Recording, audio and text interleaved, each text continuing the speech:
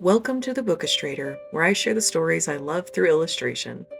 We're going off the rails in today's video, my friends. I hope you're ready. I bring you not a book I loved, but a video game. It was always my intention to include stories from multiple genres on this channel, not just in book format. So in the future, we'll have more games, TV shows, movies, and even musicals. While the main focus of this channel will still be me illustrating things from the books I want to share, I hope you'll enjoy these other directions too. There are great stories everywhere, and I think they deserve to be talked about as well. Okay, enough preamble. If you clicked on this video, you already know what game I'll be talking about, but I'll say it here so we can get the cover onto my little speech bubble. The game is, of course, Elden Ring. It's made by the amazing gaming studio that brought us the beloved Souls games 1, 2, and 3. They also did Bloodborne and Sekiro and Demon Souls, but their most recent game is Elden Ring, a game filled with insanely rich lore, godly family drama, an open world, and of course, incredible characters. Really quick as we start here, I need to mention that this was the very first video I ever made for the channel. As a result, it currently has the second most issues. Keep your eyes open for my future Animal Crossing video, it was a little cursed. My computer is a bit on the older side, so when I started recording the footage of this time-lapse, I didn't realize I couldn't have the internet open at the same time, or really any other program. So for the first minute of this, some of my lines will be juddering into existence suddenly. I'm so sorry, it wasn't something I could fix, and thankfully it's super short. In the top left corner, you can see my little title book stack, where I write down the story I'll be discussing, accompanied by the author of that creation. Instead of putting the studio that made the game, however, I decided to write the main director's name. Hidetaka Miyazaki is an incredible visionary when it comes to game design and story. He was the director for most of the games I mentioned a moment ago, and fills each one with all the wonder and horror that makes these games true legends in the genre of role-playing. Elden Ring is their longest, play-wise, and largest game to date. It's super easy to spend over 100 hours in this world with all the exploring you can do, or, dying repeatedly to the bosses that are extremely difficult to beat. Speaking of bosses, when I decided to do a piece inspired by Elden Ring, I really didn't think much outside of the box. I knew almost immediately that what I wanted to draw would be my two favorite characters, the twin demigods Miquella and Malenia. Miquella is the young boy you can see mostly drawn out on the screen here, with his hands cradling something that I will remember to draw in later. And yes, that is a boy. His design is pretty androgynous in the game, and there really weren't a lot of depictions of him in general. Malenia is the roughed-in sketch standing protectively behind him. A bit of a side note here for those who are familiar with the game. I'm only going to be talking about the base game in this video. I created this piece back in March of 2023, and it was filled with all of my love and excitement over such a stunning and fun story. And another side note to the side note, I still haven't actually watched the DLC that came out in 2024. I know, but hear me out. This is one of my all-time favorite games, and I really don't want it to be over. Have you ever done that? Stopped yourself from enjoying something you really love just to preserve it? I know I've done it with mangas and TV shows too, but I for sure will see it eventually. In fact, my current plan is to create pieces for each of the From Software games, and by then I'll be doing another one with Elden Ring, with my new thoughts having seen the DLC. So look forward to that sometime in the future. I would say let's get back to the piece itself, except we're going to have a little cameo from one of my nieces, who graciously gave me some notes on what I could improve on my drawing. While I absolutely love it, it was kind of blocking a lot of what I'd already drawn, so thank you, little one, for the input, but it won't really work for this piece. I do manage to incorporate some kiddo doodles in one of my future videos, which I think turned out awesome. Okay, side notes over for now, let's get back to the story. As I said a bit ago, Miquella and Malenia are demigod twins. But how could they be twins, you might be wondering? The woman in the back is much bigger than this little boy in the front. That is correct. You see, these twins were born with a curse. Malenia is being corrupted by an outer god of rot that is causing her to lose her limbs and eyes. Miquella's affliction is to be a child eternally. Despite these hindrances, Malenia has become the most difficult boss to defeat in the base game, and Miquella is the most intelligent character, crafting incredible items and building an entire explorable area. Each sibling uses everything at their disposal to assist one another. Mikola fashions armor to replace his sister's missing limbs out of metal that should not only slow the progression of the rot, but alleviate some of the pain. Melania, in turn, is her brother's protector and champion, fighting for his dreams against any who would go against him. Her most commonly used title is the Blade of Mikola, for a reason. This game's story is very tricky to convey. This was done intentionally, as it's the style of the gaming company to leave only vague hints. This way, if you're super interested in figuring out what's actually going on, you can. You can read the item descriptions that are dropped by enemies you defeat for every crumb of context. Or you can completely ignore all of that and just play the beautiful and challenging video game. Neither way is wrong or right, but I'm definitely more on the read and find out side. There are whole books and YouTube channels dedicated to combining the knowledge found in these games. People trying so hard to piece together the full story that isn't written anywhere by the developers. And while I haven't played the game myself, as I don't have a setup for it, and it genuinely looks too hard combat-wise, I've spent hours listening to what others have found and watching people's playthroughs. At this point in the video, I want to give you, the viewer, a little bit of the story as I understand it. When you start out in the game, you are given a single, vague direction. Become the Elden Lord. You see, in this world, there is a huge vacuum of power ever since the goddess Marika disappeared. When she shattered the Elden Ring, the concept of order, the magic that it was made from was splintered into different collectible runes. Her demigod children all scrambled to hold these pieces, making them even more powerful. It is your purpose, however, to defeat them in combat as you progress through the game, combining the runes back into a shape that will become the next era of this world. To this effect, there are several endings to the game, and how you play it, who you make alliances with, and what quests you follow will change which of those endings you get. There are dozens of quests, bosses, and mini-bosses, terrains to ford through, and secrets to uncover. Melania is one of these demigods that you can defeat, if you can, to take her rune. She's found at the base of a great tree in the crumbling ruins of a once lovely castle. She sleeps here, recovering from a massive battle fought in the past against the other most fearsome demigod, General Radahn.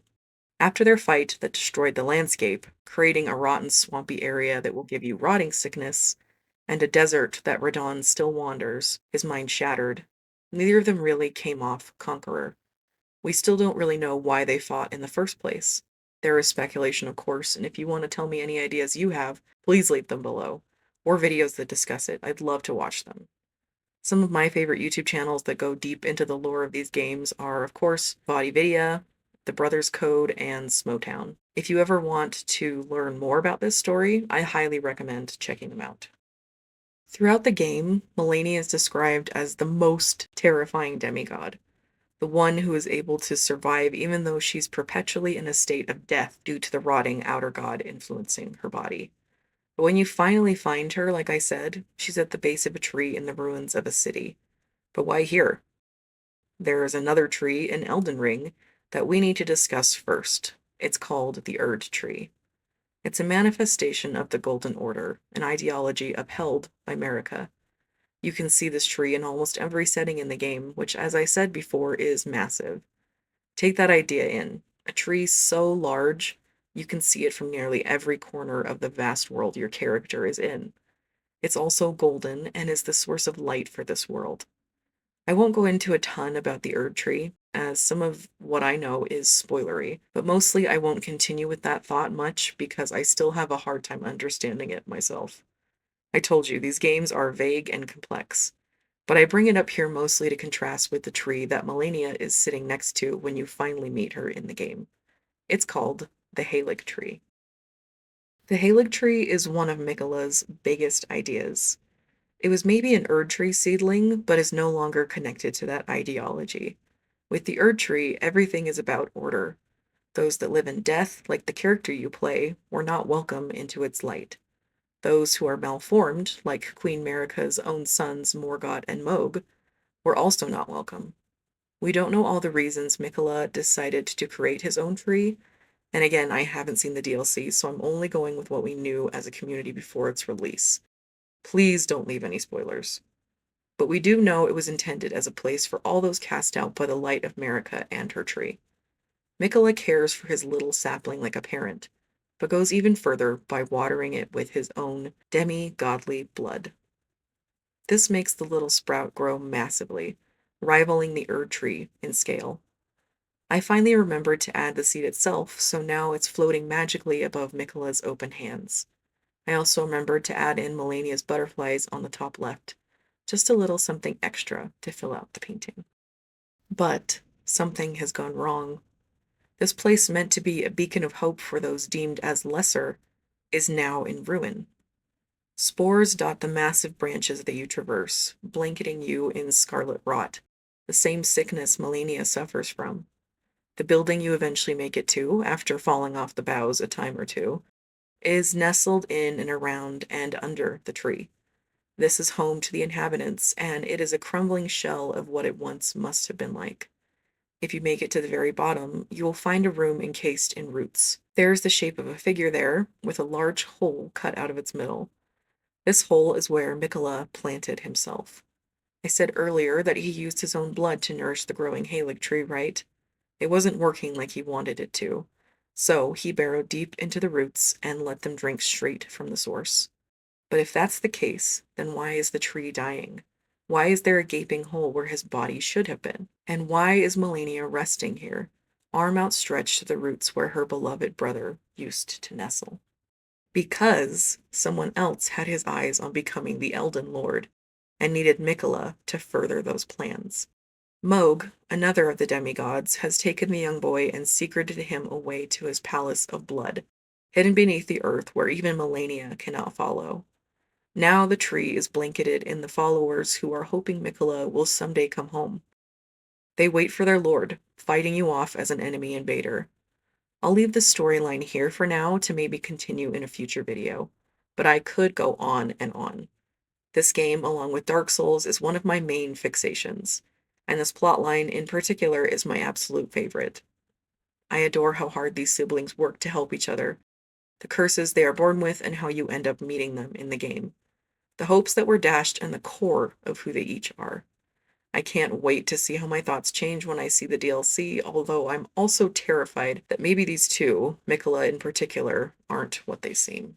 My favorite area in the game is actually the halig tree. Funny enough, there's something about the massive twisting branches covered in mushrooms and spores that I find so cool. It reminds me a bit of the Ghibli movie Nausicaa of the Valley of the Wind by my other favorite Japanese creator named Miyazaki. It also brings back that lovely nostalgia I have for my favorite Dark Souls 1 area, the Great Hollow. I love winding and flowing structures, as you can probably tell from the way I drew the twins' hair here, so it makes sense to me that the long and flowy branch place would be my favorite in that aspect as well. I mentioned earlier that when I was starting to come up with ideas for a piece to share my love of Elden Ring, I didn't really have to think very hard. I knew I wanted to draw Melania in particular. Not only does she have one of the coolest stories in the game, but look at her design. She's super tall, as most of the demigods are, with their stretched out proportions and smaller than they should be heads. She's basically wearing automail, which I find extremely cool. She has an awesome helm that is reminiscent of Valkyrie's, and is wearing clothes that actually look functional. For decades, women in games have been depicted as hypersexual as possible. This is really off-putting to me as a woman, and I love to see my fellow girls be given the same respect the boys get with their cool armor sets. For the most part, FromSoft does a good job at this. We're not talking about Guinevere right now, who looks like she has a fractured spine in that pose.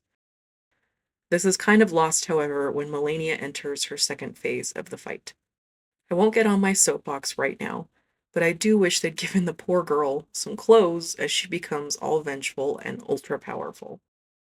I sketched some ideas, knowing that I definitely wanted to focus on her. There are so many cool areas and characters and objects and ideas in this game, but I gave into my basic instincts of draw cool night lady. The more I sketched, however, the more I realized that drawing her with Mikola would be even more impactful. These two are a package deal in my head, not only because they're twins, but because of how they complement each other. Mikola has grand ideas like the Halig tree and something wild called acceptance and equality that he's working on. and Melania helps him in his efforts, working as his sword arm. He in turn creates unalloyed golden needles Melania inserts into her body to stave off the spread of the rot. This also alleviates some of her pain. Her brother also crafts an arm, a helm, and legs for his sister.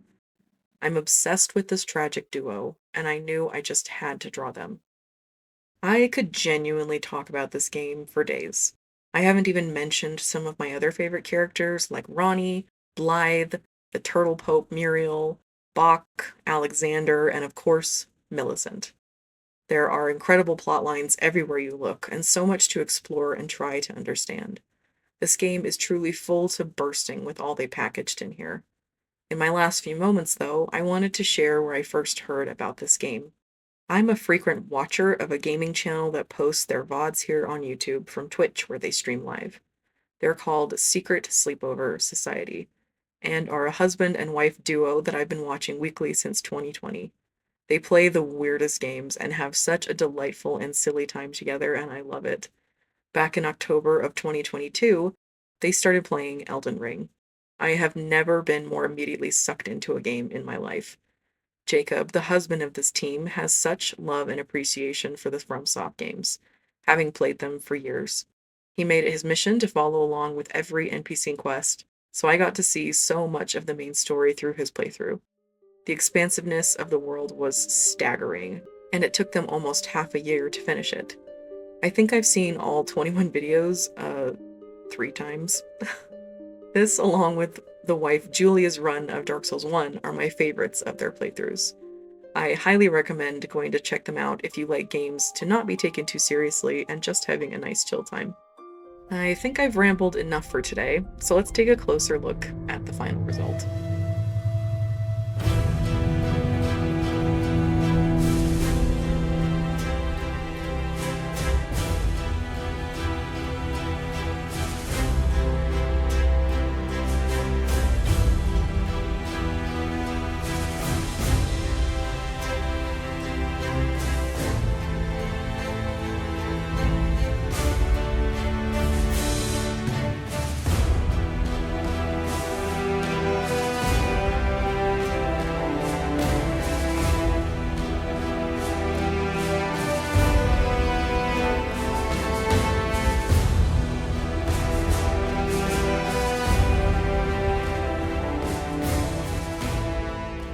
Thank you so much for being here. I'm so excited for this new chapter of the channel as I incorporate other kinds of storytelling. Books will of course stay the focus, it's in my channel name after all, but I think there are too many amazing stories in other mediums to stay so closed off. Hope you enjoyed the video, and I'll see you in the next one. Bye!